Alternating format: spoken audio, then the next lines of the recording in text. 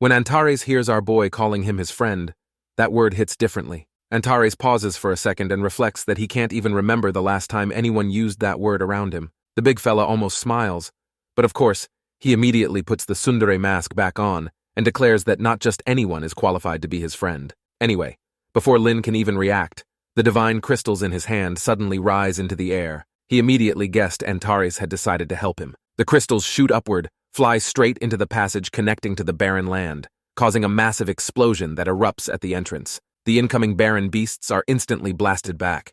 Nobody even knows what just happened, but they can all tell the tunnel is collapsing. Meanwhile, Meng Anwen lets out a sigh of relief, saying the human race just dodged a disaster. He notes that judging from the direction of the attack, it must have been Lin's doing. At the same time, the Demon Emperor's hand trembles slightly, looking a little hesitant, or perhaps a little anxious, as he clearly sensed something terrifying. And right then, Jiang Yi swings his sword. The Demon Emperor made a point-blank decision, and immediately pulled his hand back. The next second, the tunnel begins sealing shut. Lin looks pleasantly surprised and says the Demon Emperor really backed off. Antares, however, scoffs and remarks that the guy simply sensed his aura and ran for his life. Mohan rushes over and asks if Lin is all right. Lin tells her he's fine and thanks her for coming to help. She finally relaxes and says that as long as he's safe, that's all that matters. The old folks land beside them shortly after, and White Divine immediately asks about Dee's whereabouts. When Mohan tells them her teacher has already left the human world, everyone understands instantly. Meng sighs and notes that the old man has probably gone to that place. Suddenly, the formation beneath them lights up again. Strands of energy gather around them.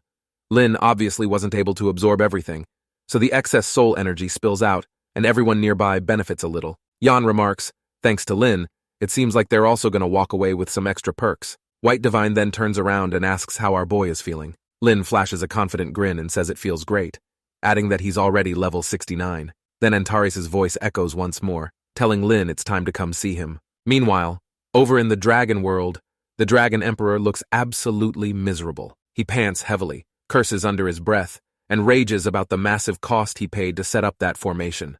So many materials, so much sacrifice, now all ruined. Blood spills from his eyes, nose, and mouth as he screams that he'll kill Lin no matter the price. A command instantly spreads from his palace across the entire Dragon world.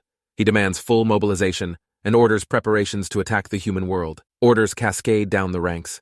Dragons begin gathering, each one looking fired up and ready for war. But then the sky above them suddenly cracks open, and something is forcing its way out. A horrifying aura spreads, shaking them to their souls. Fear grips every dragon nearby, and they beg their Dragon Emperor to save them.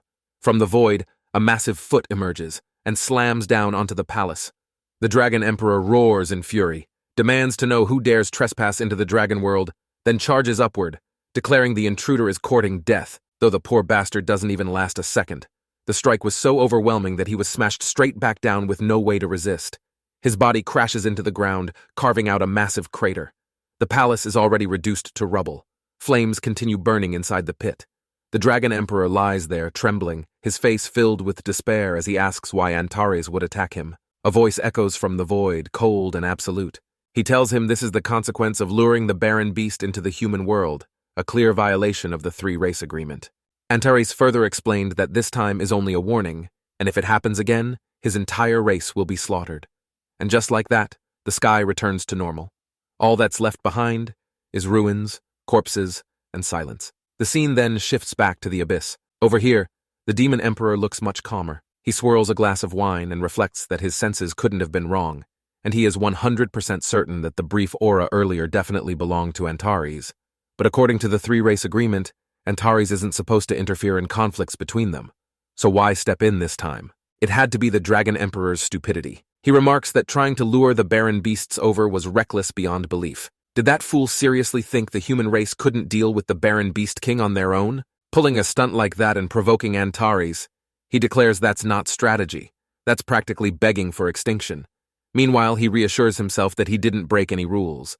Since he stayed within the agreement, Antares has no grounds to punish him. As for the Dragon Emperor, he says he couldn't care less what happens to that fool. Return to our boy who's currently riding the ancient phoenix toward the eternal trial ground. He wonders what Antares wants this time.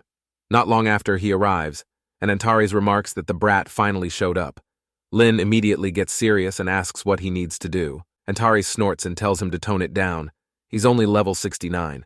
If he wants to talk big, he should wait until he becomes a supreme divine. Lin pauses, slightly confused, realizing he doesn't actually know why he was called here. Antares explains that Lin has been leveling up too fast and absorbing massive amounts of soul energy. Does he really think he can digest all of that alone? Antares says he'll help stabilize and sort out the energy inside him. After all, the third-class transfer is critical if Lin wants to become a supreme divine. He tells Lin to sit. Lin listens immediately and crosses his legs. Following Antares' instructions, he closes his eyes, enters meditation, and drops all mental resistance. Antares senses the timing and releases a wave of energy from his claws, covering Lin's body. Across the eternal trial ground, beams of light suddenly rise from different locations, and then it fails. More accurately, Antares is rejected.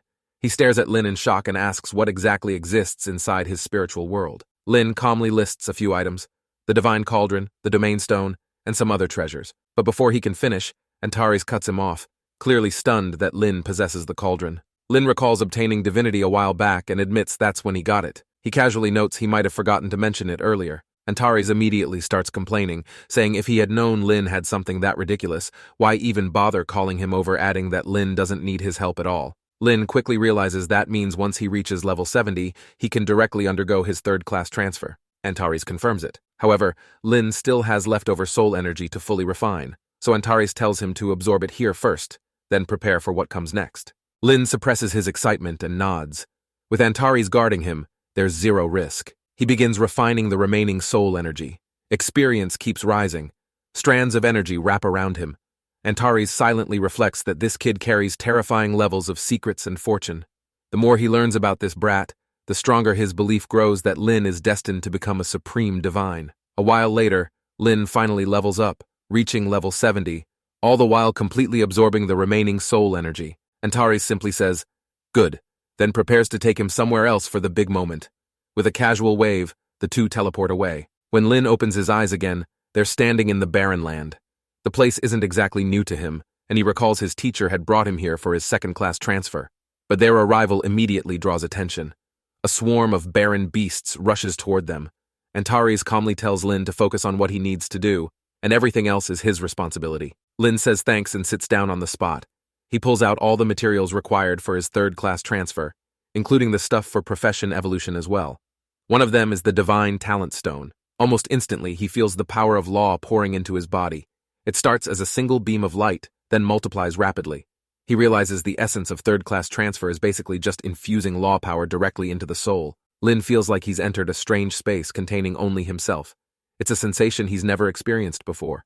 At the same time, his profession begins to change. A surge of overwhelming energy erupts, and his profession evolves into the eternal undead emperor. He slowly opens his eyes and feels the power coursing through him. He notes that from this moment on, he is the eternal undead emperor, the one and only ruler of the undying world. A vision appears in his mind. He holds a scythe. A skeletal dragon hovers in the sky. Beneath him stretches an endless skeleton army. Suddenly, the divine talent stone shatters. With that complete, it's time for talent awakening. The system announces he has obtained the talent rebirth. Immediately after, it detects the new talent and begins optimization. Lin isn't surprised. The system always appears when he gains something new. Not long after, optimization completes, and our boy obtains yet another divine-level talent, Total Renewal.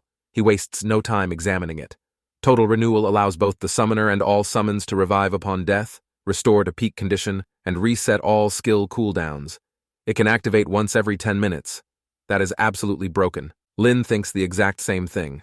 A resurrection every 10 minutes and allowing him to reset all his skill cooldowns.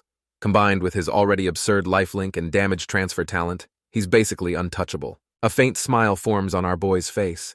From this moment on, he notes that even the Demon Emperor and Dragon Emperor would have an extremely hard time truly killing him. Besides the new talent, Lin also gains several fresh skills. First up, Summon Headless Knight. Curiosity kicks in, so he summons it immediately. A massive figure appears, still wearing tattered, broken armor. Makes sense, though. It's only level 1, just a little Black Iron tier rookie for now. But leveling it up is only a matter of time. More importantly, Lin notes that his undead army just expanded again, and that's the most important part. Next skill, Undead Gaze. This one catches his attention. Aside from Soul Flame, he now has another soul-type attack, and that alone already sounds dangerous. And then comes Skeletal Spear. Once activated, a long spear appears in his hand. It's a physical damage type skill with insane penetration. The damage scales with skill level and spirit attribute. Lin has to admit this third-class transfer was an absolute roller coaster. Still, he remarks that the actual power of these skills needs testing. With all that out of the way, our boy stands up and announces he succeeded. But when he looks for Antares, what he sees nearly shocks him. In front of him lies a mountain of barren beast corpses, piled high on top of each other with the ground still scorching. Antares shrugs and says those pests wouldn't stop coming, so he simply wiped them out. Anyway, Antares asks how it went. Lin tells him it was a complete success. His profession elevated, and he awakened a new talent. That immediately grabs Antares' interest, so he tells Lin to explain. Lin starts by stating his new profession is Eternal Undead Emperor. Antares strokes his chin, saying the name sounds familiar, like he's heard it somewhere before, but he can't quite place it. Before he can think further, Lin says he wants to test his new talent. Antares asks how. Lin calmly tells him to kill him. For a second, Antares probably thinks this kid has lost his mind, but Lin is completely serious. He summons his entire skeleton army, including the Lich General. He repeats the request clearly. Kill him. Then he even throws in a little provocation, asking if Antares can't handle something that simple. Antares has no idea what Lin is planning. He doesn't know what kind of stunt this is. But faced with such a bizarre request, he remarks that he's more than willing to entertain it. The next second, Antares rises into the air. A blazing flame gathers in his mouth and launches straight toward Lin.